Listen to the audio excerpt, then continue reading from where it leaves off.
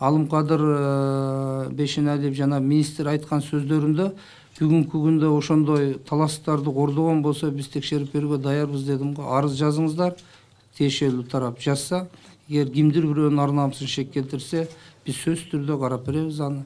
Ал жерден биз ал министр экенин да аяп же коргоп атканыбыз жок. Чыгып кечирим сураганын да билебиз. Сөзүмдүн мааниси бурулуп калыптыр деп атат. Ошондуктан мына Кактус медиа боюнча да прокуратура иш козгоду деп атпайсыздарбы? Биз ошону экспертизага бердик.